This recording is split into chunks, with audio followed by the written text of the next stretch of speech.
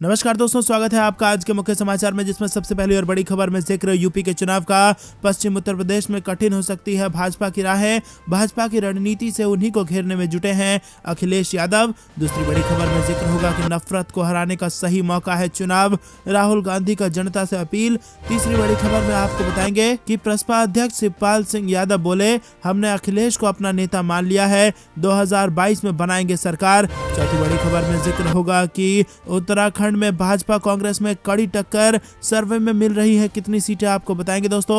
और पांचवी बड़ी खबर में जिक्र होगा कि बीजेपी के नेता और मंत्री हमसे कहते हैं कि अखिलेश यादव से बात करा दीजिए, ओम प्रकाश राजभर ने कही बड़ी बात। दोस्तों, हर एक खबर की गहराई में आपको ले जाएंगे, लेकिन उससे पहले अगर आपको भी ऐसा लगता है कि यूपी के चुनाव में भाजपा की उल्टी गिनती शुरू हो चुकी है तो वीडियो को लाइक करके अपना समर्थन दर्ज कराइए। और दोस्तों, 2000 वीडियो के लाइक का टारगेट जरूर पूरा कराइए। और अगर चैनल पर नए हैं तो लाल बटन दबा के सब्सक्राइब करके घंटी बजाकर कमेंट में लिखिए जय हिंद। दोस्तों, करते हैं सबसे पहली और बड़ी खबर की तरफ, जो कि उत्तर प्रदेश के चुनाव से आ रही है।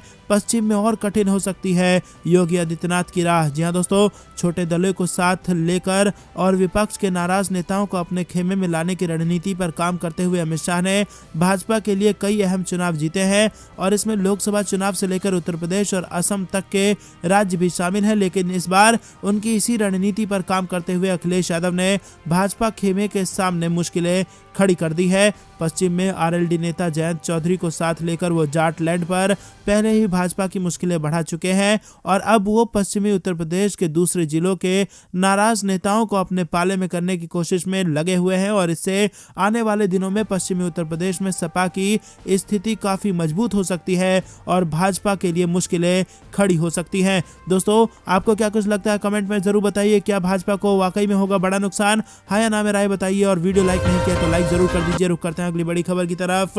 राहुल गांधी का जनता से अपील, नफरत को हराने का सही मौका है चुनाव। जी हां दोस्तों, 5 राज्यों के चुनाव की घोषणा के बाद कांग्रेस नेता राहुल गांधी ने कहा कि चुनाव नफरत को हराने का सही मौका है। राहुल गांधी ने सोमवार को हिंदी में एक ट्वीट कर कहा कि नफरत को हराने का मौका आ गया।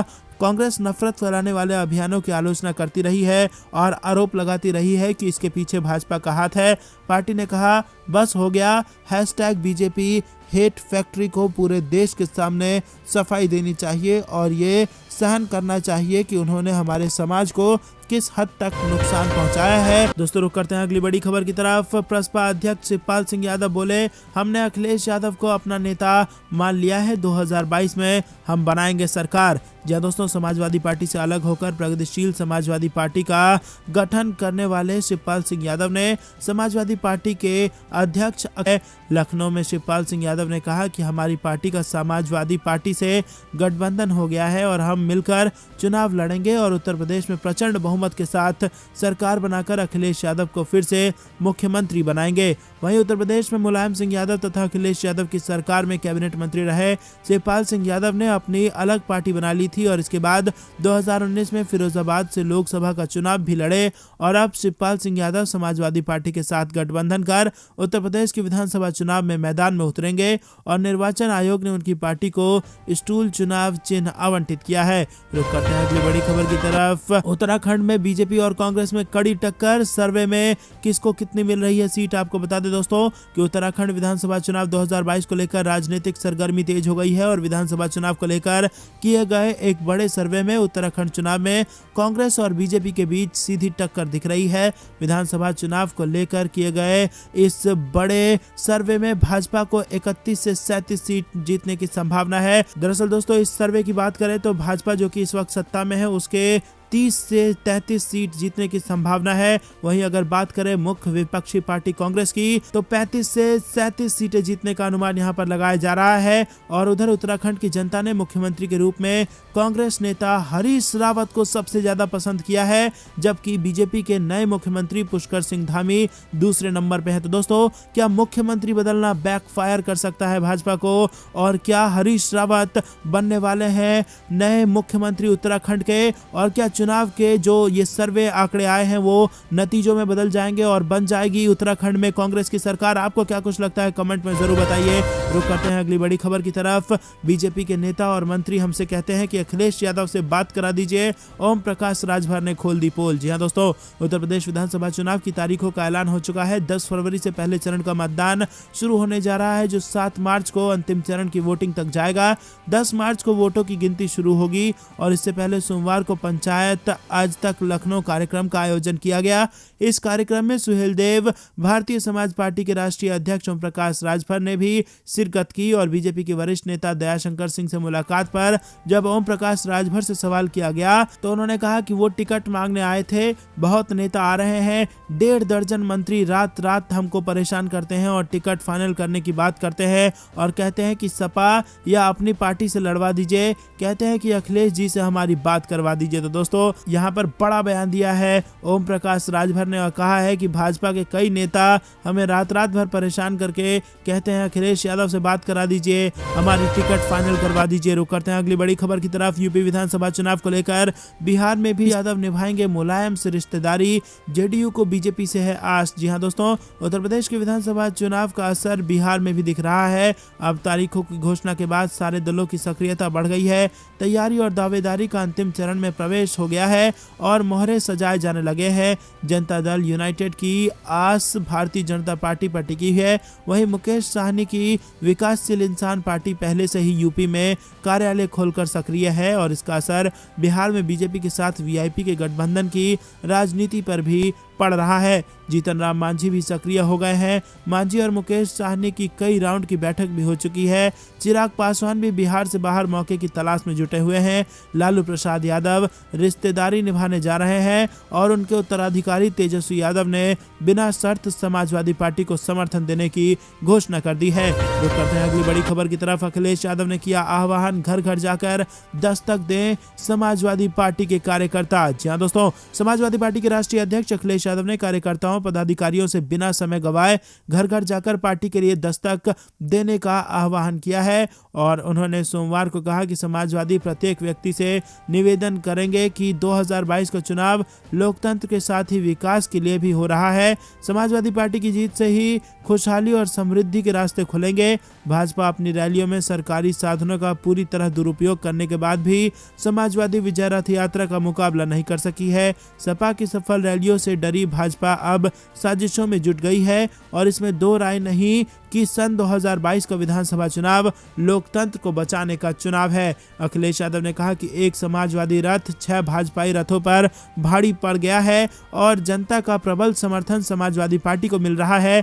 भाजपा ऐसा राजनीतिक दल है जो सिर्फ चुनाव लड़ता है, विकास और जनहित से उसका कोई लेना देना नहीं है। बीजेपी ने किसानों नौजवानों के भविष्य को रौंदने का काम किया है और नीति आयोग भाजपा सरकार को 61D घोषित किया है। रुक करते हैं अगली बड़ी खबर की तरफ। 2022 के उत्तर प्रदेश चुनाव में प्रदेश अध्यक्ष का दावा, कांग्रेस ने 1.5 लाख व्हाट्सएप ग्रुप बनाकर 3 करोड़ लोगों को जोड़ा। जी हां दोस्तों, आपको बता दें कि कांग्रेस के उत्तर प्रदेश अध्यक्ष ने कहा है कि कोरोना के मद्देनजर रैलियों को निरस्त करने की मांग सबसे पहले कांग्रेस ने ही की थी और इसी के साथ उन्होंने बताया कि हमने 1.5 लाख व्हाट्सएप ग्रुप के माध्यम से 3 करोड़ लोगों को जोड़ने का काम किया है। सदस्यता अभियान के तहत प्रत्येक विधानसभा में 40 से 50 हजार नए लोगों को जोड़ा है। वहीं आपको बता दें कि अध्यक्ष ने कहा कि कांग्रेस पार्टी और यूपी प्रभारी प्रियंका गांधी ही एकमात्र ऐसी नेता हैं जो भाजपा की योगी आदित्यनाथ सरकार से लड़ सकती हैं। हम कांग्रेस की प्रतिज्ञाओं, अपने प्रशिक्षित कार्यकर्ताओं की ताकत और नए सदस्यों व संगठन के दम पर 2022 में पूर्ण बहुमत की सरकार बनाने जा रहे हैं। दोस्तों रुक करते हैं अगली बड़ी खबर की तरफ।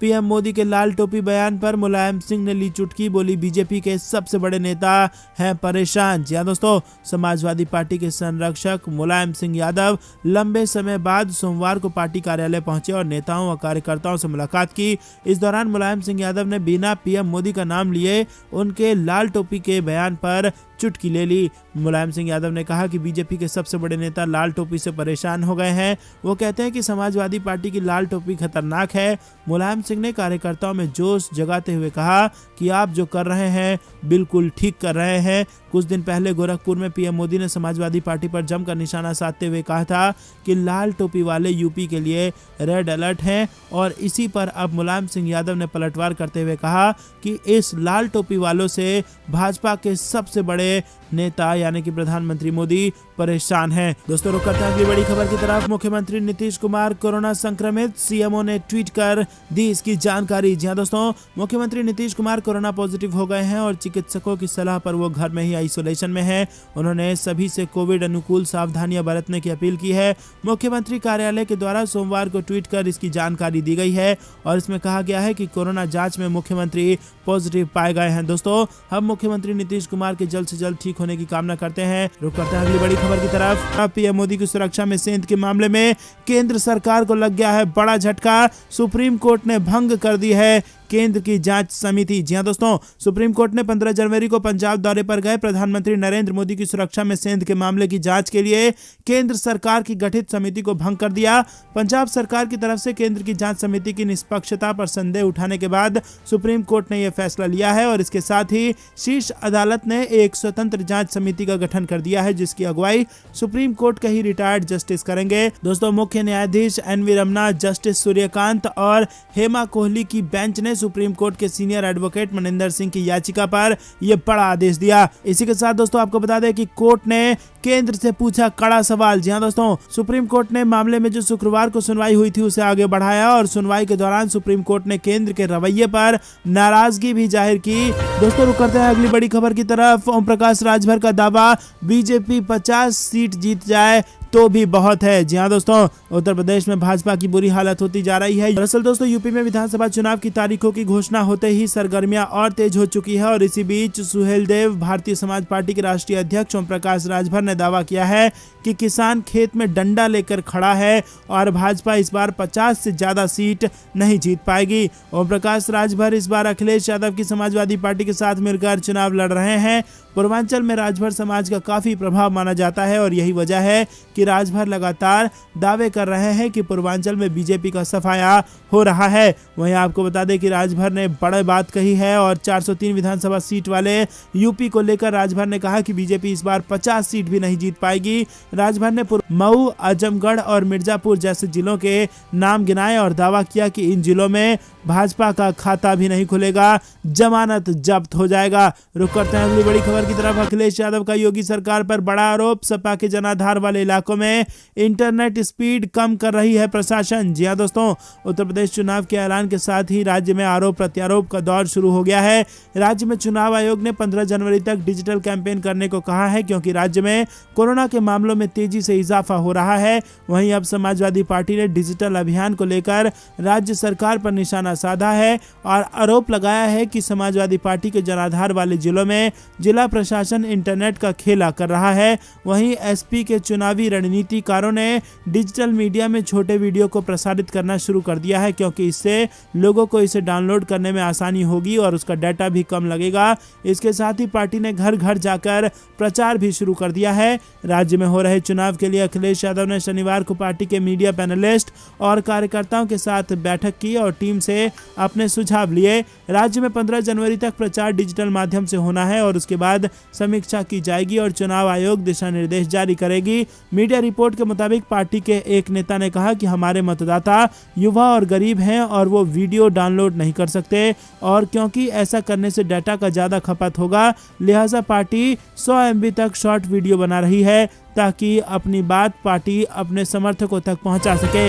रुक करते हैं अगली बड़ी खबर की तरफ। यूपी चुनाव से पहले बीजेपी को बड़ा झटका, विधायक राधा कृष्ण शर्मा ने थाम लिया समाजवादी पार्टी का दामन। जी हां दोस्तों, उत्तर प्रदेश में विधानसभा चुनाव की तारीखों का ऐलान हो चुका है। इसके बाद नेताओं के दल बदल का सिलसिला भी शुरू हो गया है। बदायूं बलसी से बीजेपी विधायक राधा कृष्ण शर्मा ने समाजवादी पार्टी का दामन थाम लिया है। सपा ने ट्विटर पर इसकी जानकारी दी है। समाजवादी पार्टी ने ट्विटर पर लिखा कि माननीय राष्ट्रीय अध्यक्ष जी के नेतृत्व में आस्था जताते हुए बदायूं बिलसी से भाजपा विधायक श्री राधा कृष्ण शर्मा जी ने समाजवादी पार्टी की सदस्यता ग्रहण की आपका हार्दिक स्वागत एवं अभिनंदन। बता दें कि पिछले हफ्ते ही बहराइच से बीजेपी की वर्तमान विधायक माधुरी वर्मा ने भी सपा का दामन थाम लिया था। उत्तर प्रदेश में 10 फरवरी को पहले चरण के मतदान होंगे और दूसरे चरण में 14 फरवरी को उत्तर प्रदेश के दूसरे चरण और पंजाब में 1 चरण, उत्तराखंड के 1 चरण और गोवा में 1 चरण में मतदान पूरे होंगे।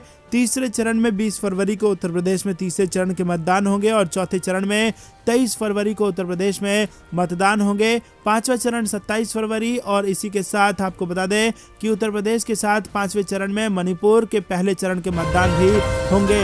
रुक करते हैं अगली बड़ी खबर की तरफ। राकेश टिकैत ने योगी आदित्यनाथ को मुजफ्फरनगर से चुनाव लड़ने की दे डाली चुनाव की कही बड़ी बात। जी हां दोस्तों, यूपी चुनाव की तारीखों के ऐलान के बाद राजनीतिक पार्टियां सत्ता पाने के लिए जोर आजमाइश कर रही है। ऐसे में भारतीय किसान यूनियन के नेता राकेश टिकैत भी यूपी चुनाव को लेकर अपने बयान देते रहते हैं। एक समाचार चैनल के इंटरव्यू के दौरान उन्होंने यूपी सीएम योगी आदित्यनाथ को मुजफ्फरनगर से चुनाव लड़ने की चुनौती दे दी और इसके साथ राम मंदिर को लेकर भी बड़ी बात कही। आपको बता दें कि मंच पर पहुंचे राकेश टिकैत ने राम मंदिर पर पूछे गए एक सवाल पर कहा कि मंदिर क्यों बनवाया जाए, उसकी जगह स्कूल और हॉस्पिटल क्यों नहीं बनाया जाता है। और इसके साथ ही उन्होंने कहा कि क्या बीजेपी अपने पार्टी फंड से मंदिर बनवा रही है, मंदिर तो गांव-गांव में बने हुए हैं। इसी के साथ टिकैत ने सीएम योगी को लेकर कहा कि वो हॉस्पिटल बनाने का काम करें। उन्होंने बेरोजगारी को इस मुद्दे को उठाते हुए कहा कि दरोगा भर्ती के लिए अभ्यर्थी सड़कों पर लाठी डंडे खा रहे हैं, उनकी शादियां टूट गई हैं, सरकार उनको रोजगार देने का काम करे।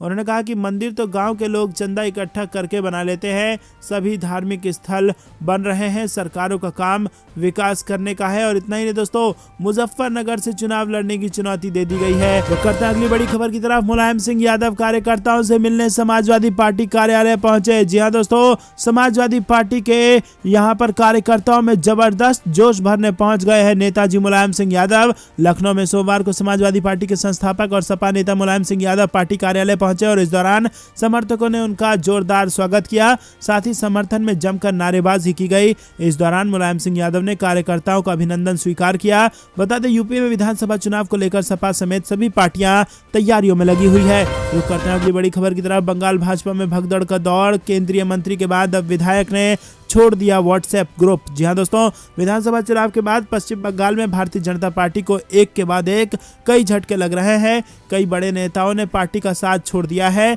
और अपनी राह अलग कर ली है। फरवरी 2019 में भारतीय जनता पार्टी में शामिल होने वाले तृणमूल कांग्रेस के नेता शंकुदेव पांडा ने रविवार को पश्चिम बंगाल भाजपा को ये कहते हुए छोड़ दिया कि राज्य युवा मोर्चा को पुनर्गठित किया जा रहा है। आपको बता दें कि पांडा इसके उपाध्यक्ष थे। दोस्तों, बेहद बड़ी खबर निकल के आ रही है। यहाँ पर उत्तर प्रदेश में और पश्चिम बंगाल में भाजपा को एक के बाद हो रहा है बड़ा नुकसान। रुक करते हैं अगली बड़ी खबर की तरफ। खतरनाक साबित हो सकती है तीसरी लहर, हफ्ते भर में कोरोना से मौत का आंकड़ा 54% बढ़ा। जी हाँ दोस्तों, भारत में कोरोना की तीसरी लहर से डराने वाले आंकड़े सामने आ रहे हैं। पिछले एक हफ्ते के अंदर देश भर में कोरोना के मरीजों की संख्या में खतरनाक तरीके से इजाफा हुआ है। रविवार तक के आंकड़ों पर नजर डालें तो कोरोना के संक्रमण से सिर्फ एक हफ्ते के दौरान मरीजों की तादाद 6 गुना बढ़ गई है और इसके अलावा सिर्फ 7 दिनों के अंदर मौत की संख्या भी 54% बढ़ गई है। एक्सपर्ट्स के मुताबिक कोरोना की यह लहर ओमिक्रॉन वेरिएंट से आई है। 3 से 9 जनवरी के बीच भारत में कोरोना के 7.8 लाख केस आए हैं और ये पिछले हफ्ते की तुलना में 6 गुना ज्यादा है। पिछले हफ्ते ये संख्या सिर्फ 1.3 लाख थी। इससे पहले 27 दिसंबर से 2 जनवरी के बीच संक्रमण में 2.8 गुने का इजाफा देखा गया था। कोरोना के संक्रमण की रफ्तार इस बार कितनी ज्यादा है, इसका अंदाजा इस बात से लगाया जा सकता है कि दूसरी लहर के दौरान 1.3 लाख से 7.8 लाख केस पहुंचने में करीब 5 हफ्ते का समय लगा था, लेकिन इस बार महज 1 हफ्ते में ही सारे रिकॉर्ड टूट गए हैं। रुक करते हैं अगली बड़ी खबर की तरफ। हरिद्वार धर्म संसद में हेट स्पीच मामला सुप्रीम कोर्ट पहुंचा।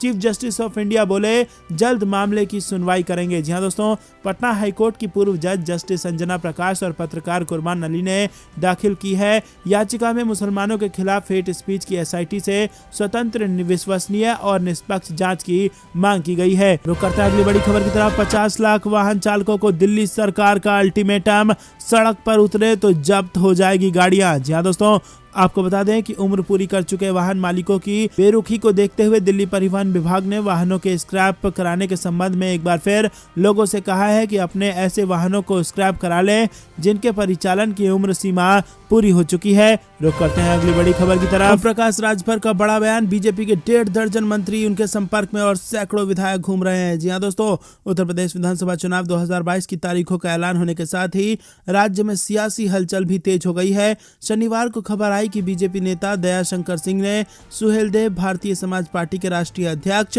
ओम प्रकाश राजभर से मुलाकात की है। खुद सिंह ने कुछ पत्रकारों के साथ बातचीत में इस मुलाकात की पुष्टि की, लेकिन ओम प्रकाश राजभर से जब एक चैनल के पत्रकार ने पूछा कि आपके भी पाला बदलने की अटकलें हैं, इस सवाल पर राजभर ने जो जवाब दिया वो बेहद चौंकाने वाला है। ओम प्रकाश राजभर ने सीधा सीधा कहा कि भाजपा के कई नेता टिकट के लिए इधर उधर घूम रहे हैं और कई सारे मेरे संपर्क में हैं। तो दोस्तों, भाजपा के लिए बेहद बड़ा झटका देने वाली ये खबर है, क्योंकि भाजपा के नेता यहां पर असंतुष्ट बताए जा रहे हैं। रुक करते हैं अगली बड़ी खबर की तरफ। पीएम की सुरक्षा में चूक पर पंजाब के मुख्यमंत्री चन्नी का बयान, पंजाब में नफरत से यूपी चुनाव जीतना चाहती है भारतीय जनता पार्टी। जी हां दोस्तों, पंजाब के फिरोजपुर में प्रधानमंत्री की सुरक्षा के साथ हुए खिलवाड़ मामले में सीएम चन्नी ने कहा है कि मैं अपने लोगों के खिलाफ कोई सख्त कार्रवाई नहीं करूंगा। हम प्यार से लोगों को हटाते हैं, हमारी बदनामी करने की कोशिश की जा रही है। आचार संहिता लगने के बाद पंजाब के मुख्यमंत्री चरणजीत सिंह चन्नी ने इंटरव्यू में कहा कि प्रधानमंत्री मोदी जी की विजिट के लिए सुरक्षा के पुख्ता प्रबंध किए गए थे। मैं प्रदर्शन कर रहे किसान और पंजाबी पर कार्रवाई नहीं करूंगा।